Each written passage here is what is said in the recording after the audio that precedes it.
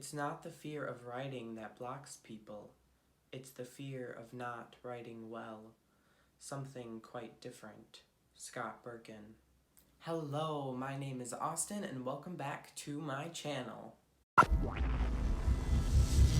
are officially 1 week into NaNoWriMo because today is day number 7. Woo woo woo woo woo. 1 week down, 4 to go, and a couple more days, and then we are done. We can put NaNoWriMo behind us and move on to editing our drafts or continue to work on our works in progress. If you are drafting and your goal is 50,000 words, the goal for today is 11,668 words, and I am not there yet. Surprise, surprise. I say this every day, but I'm getting closer. Yesterday, I was 1,500 words behind when it was 10,000 words.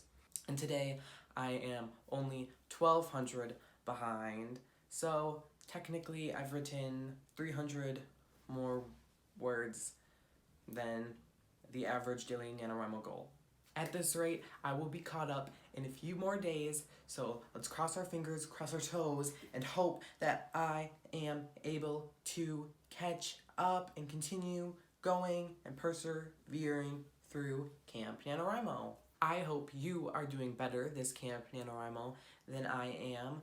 Please get your words in. Your words are super important. They are, I'm sure, going to make an amazing book someday, and you should write them down because you will be so happy with yourself when you see that you wrote words. Every single letter counts, not even every single word. Every single letter counts. Remember, every time you touch that keyboard, it is for a purpose, and one day you will have your shiny book ready to be shown to the world. But don't worry if it's not going to be ready yet. If you're working on your first or second or third draft, it's not probably going to be ready, and don't feel bad because one day it will get there. We are amazing and we are doing Camp NaNoWriMo for a purpose. If this is your first time here, you wouldn't know, but I'm still working on my outline this Camp NaNoWriMo because I started it super unprepared, but it's going well-ish. I am almost done. I'm in the final, end sequence of everything, and I'm getting close to finally being finished with my outline so I can start drafting. I'm at, the big climactic scene I just wrote in my outline, and I'm excited to draft, but also getting a bit nervous and hesitant, so that's the topic of today's video. Woo! Sometimes when I write, I'll get a bit stuck at crossroads, which has happened to me today, and it can make me sort of worried about my book. I don't know if this ever happens to you. I'm sure it does because you're writing books and you have different ideas going through your head.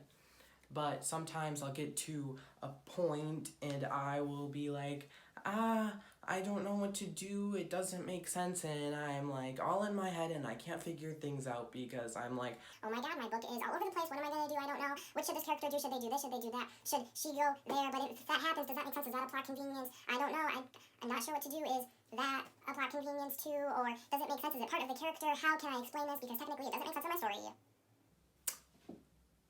In that ramble I just did, I mentioned plot conveniences, and this is something that scares me in my writing, similar to how in yesterday's video I talked about forced romance. I get worried that my story has plot conveniences. I don't think it does. I'm not sure if it does. Sometimes it's is this a plot convenience, but the characters reasoned their way to it or whatever, what have you, and I will get worried that it seems like a plot convenience or it seems too easy. Do any of you have similar situations? I'll give an example. Never mind, I'm not going to give an example because my mind is blocked and all I can think about is my own. but I don't want to give it away because it is spoilers from my book. Basically though, sometimes I'll realize something doesn't fit 100% perfectly. It can fit, like it will fit, but it won't be completely correct. Or it seems like maybe it would make more sense if event B happened instead of event A, which is in my story, but I write event A because if event B happened, then I couldn't get to the ending I want to get to.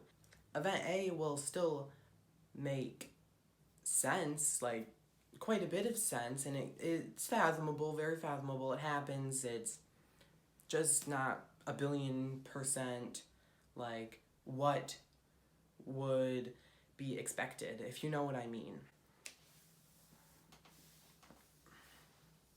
I feel like I'm being pretty confusing and convoluted, but basically it's just getting to a scene and having an action happen that doesn't make 100% sense. I think I just need to relax, take my mind off of my story for a little bit, and then come back.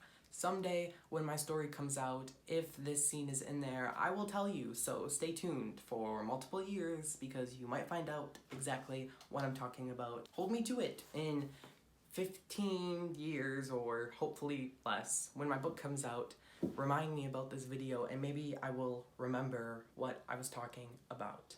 But if you're like me and you ever get to a point where you're feeling a bit stuck in your story, these are some things I've done in the past and some tips I have that I'm gonna have to take myself to succeed. The first one is, of course, to drink coffee. This is a tip I have for every single thing you do. If you drink it, it might help. It will help. It will. I don't have any. Mine is not here. It is not made. I am sad. Going to make coffee is taking a break, and that's another tip I have. I think you should take a break if you get stuck. Do something to take your mind off of it. Do some physical work to get that mental work going. I feel like the two are correlated. Try and just not think about your story for a little bit and put your mind on something else, and maybe it will come to you, or you'll just realize that what you're freaking out about isn't actually a big deal because you're just insecure because you're worried about writing really well, which is my quote for the day, and you actually are just in your head like me. I'm just getting in my head worried that, oh, my book will never be good enough. There are so many better books. Of course there are. I am working on my outline, so can I really judge my book? No. If you're working on a draft, can you really judge your book?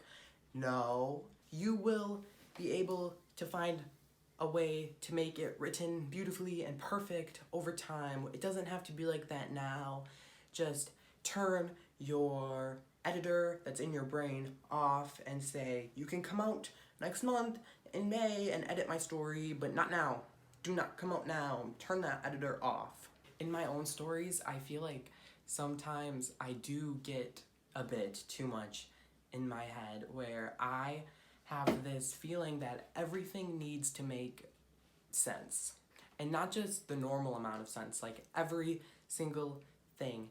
When I was in middle school, I was writing a book and I was so worried that the characters in this fantasy other world speak English, so I was trying to make a plot about why they speak English when it isn't necessary to the story, it isn't necessary to the world, it's just pages written that are dumb, and I never published that book and I never will because it was bad. It's okay, for example, if you are writing fantasy and your characters speak English, it doesn't necessarily have to make sense. You don't need to make a huge subplot. If you do that, it's awesome if it is relevant to the story, but it doesn't have to. Not everything needs to make sense. Characters' actions should line up with who they are on the inside, but sometimes not everything lines up perfectly. We're humans. We can have bad days, we can have good days, and it can make sense. So if that makes sense, thank you. If everything made sense in your story, the villain would just kill the main character the first time they meet, and then you wouldn't have much of a story. So, there. I definitely need to take my own advice because I overthink things when it comes to writing sometimes. Don't be like me, but if you are, it's okay. Add me as a buddy on NaNoWriMo. My username is KingRandom11, and we can talk about it and prove to each other that we're just overthinking and our stories will someday be amazing. I hope you're able to get all of your words in for the day. You can do it. Go write. Type those words in. Type anything you can think of, but don't just type a bunch of A's and a bunch of ands. You don't have to say Maggie and John go to the store because that is cheating. But if you have to do it just to get a few extra words in, I won't tell. You can always just edit it out later. I'm excited to see you tomorrow during the start of week 2 of NaNoWriMo. Thank you for watching my video. Have a great day. Bye-bye.